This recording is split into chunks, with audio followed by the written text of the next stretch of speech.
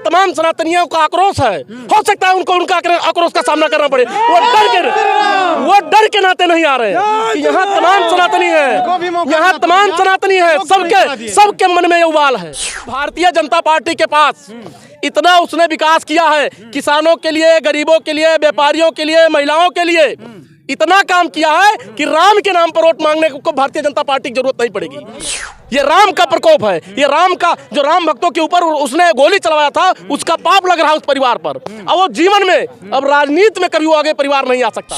देखिए दो नेता थे, एक तो कल्याण सिंह जिन्होंने राम की आस्था को लेकर के उन्होंने अपने मुख्यमंत्री पद से कुर्सी छोड़ दिया, और एक मुलायम सिंह यादव था जो राम के जो आस्था के केंद्र थे उनको कुचलने के लिए उनके ऊपर गोली चलाई। अभी हमारे यहाँ आस्था के केंद्र हैं, हमारे सभी सनातनियों के आस्था के केंद्र हैं। जो हमारे आस्था पर चोट करेगा उसको हम लोग राजनीति क्या, वोट देने क्या, हम लोग उसकी शकल देखना नहीं चाहते। रामद्रोही मुलायम सिंह यादव जिसको इस प्रदेश की जनता ने सत्ता पर बैठाया, मुख्यमंत्री बनाया, उसने जो राम भक्तों पर गोली चलाई, उसका यह परिणाम है कि आज उसके पूरे परिवार को कहीं सिर छिपाने की जगह नहीं मिल रही है।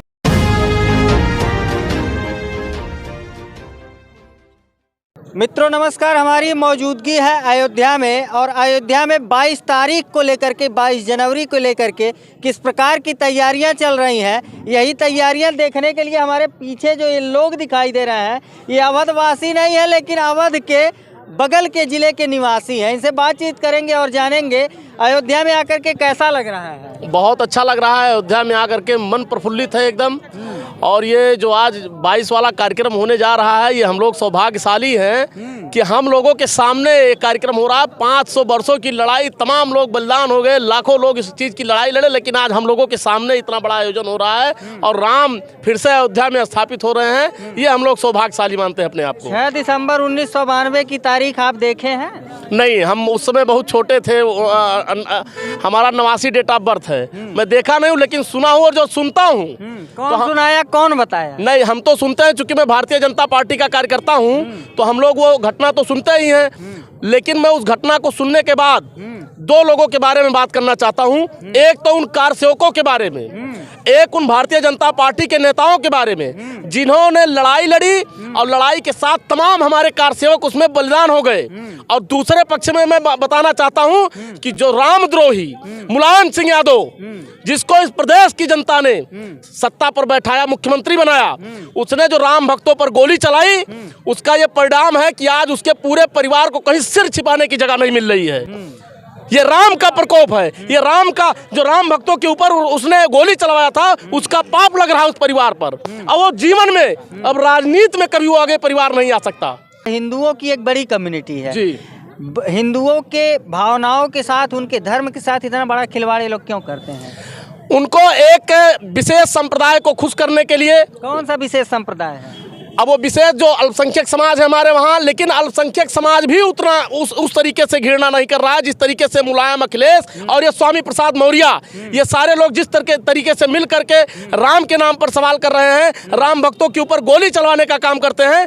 ऐसे लोगों को जनता के बीच में जाने की जरूरत नहीं है। और मैं जनता से अपील करता हूँ आपके चैनल के माध्यम से, ऐसे लोगों को पहली चीज तो अपने दरवाजे पर वोट न मांगने दें। उनको वोट मांगने का ही अधिकार नहीं है किसी राम भक्तों के वहाँ, उनको कतई नहीं। और जो अयोध्या में अभी हमको सूचना मिली कि अखिलेश यादव नहीं आ रहे हैं, उनको निमंत्रण मिला लेकिन वो आ नहीं रहे, उनको निमंत्रण देना ही गलत है, उनको निमंत्रण देना ही गलत है। ऐसे लोगों को क्यों निमंत्रण दिया? राम का दर्शन करने नहीं आते, अयोध्या नहीं आते, तो उन्हें वोट नहीं मिलना चाहिए?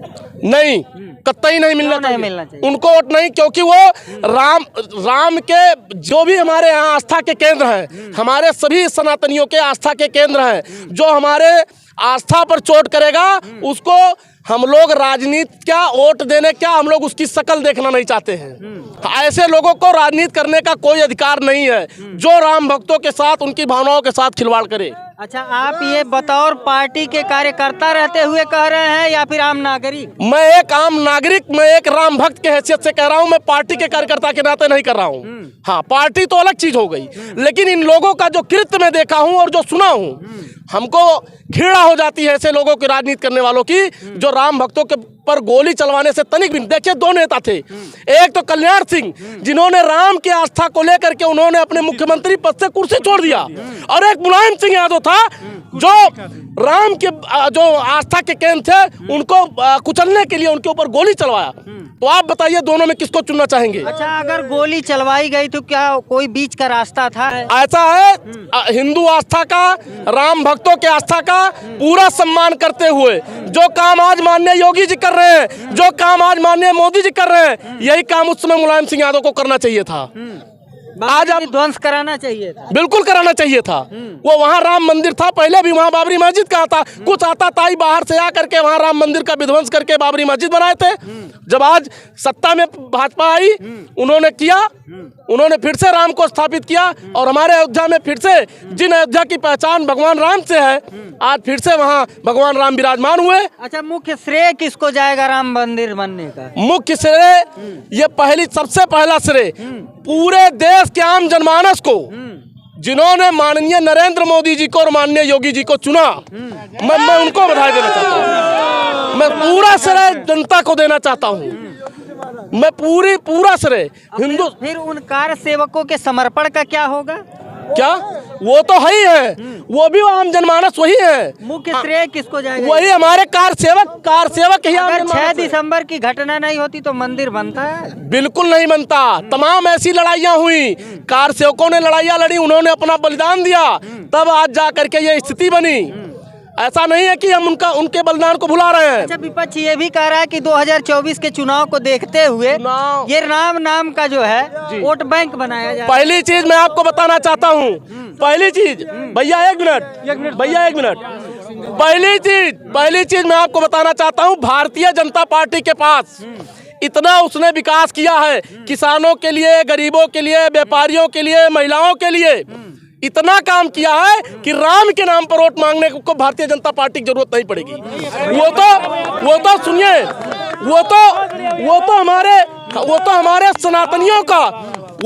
सनातनियों का राम भक्तों का सम्मान करने के लिए माननीय प्रधानमंत्री नरेंद्र मोदी जी ने इतना बड़ा कदम उठाया है। इसके लिए मोदी जी को कोट सा धन्यवाद देता हूँ, पूरे जनता की तरफ से, पूरे हिंदुस्तान वासियों की तरफ से। फिर ये सवाल क्यों खड़ा हो रहा है कि मंदिर अभी अपूर्ण है और आनन फानन में जो है क्यों प्राण प्रतिष्ठा? ये सुनिए, ये विरोधी, कुछ नहीं बचा है विरोधियों के पास, कुछ है ही नहीं है। क्या कहे, उनको इतनी चिढ़ है, यहाँ वो शकल दिखाने नहीं आ सकते हैं, वो आखिर क्यों टिप्पणी नहीं करेंगे? क्या करेंगे आप बताइए, क्यों टिप्पणी नहीं करेंगे? पहले जब शकल दिखाने की बात आती है तो पहले कहते हैं कि मुझे न्योता नहीं गया, न्योता का हवाला देते हैं, और न्योता मिलता है तो तारीख जो है तय नहीं करते हैं कि हम कब आएंगे। पहली चीज मैं आपको ये बता दूं कि निमंत्रण देना उनको गलत है। जिसने भी निमंत्रण दिया है, मैं देखिए बहुत छोटा कार्यकर्ता हूं, लेकिन मेरे हिसाब से ऐसे लोगों को निमंत्रण देना ही गलत है। और अगर वो नहीं आ रहे हैं तो अच्छा कर रहे हैं। नहीं, यहाँ तमाम सनातनियों का आक्रोश है, हो सकता है उनको उनका आक्रोश का सामना करना पड़े। वो डर के नाते नहीं आ रहे हैं कि यहाँ तमाम सनातनी है, यहाँ तमाम सनातनी है, सबके मन में ये उबाल है। उनको भी मौका मिला था, जनता, उत्तर प्रदेश की जनता और देश की जनता ने और लोगों को मौका दिया था, लेकिन यह मौका केवल मोदी जी और योगी जी, दूसरा कोई यह काम नहीं किया।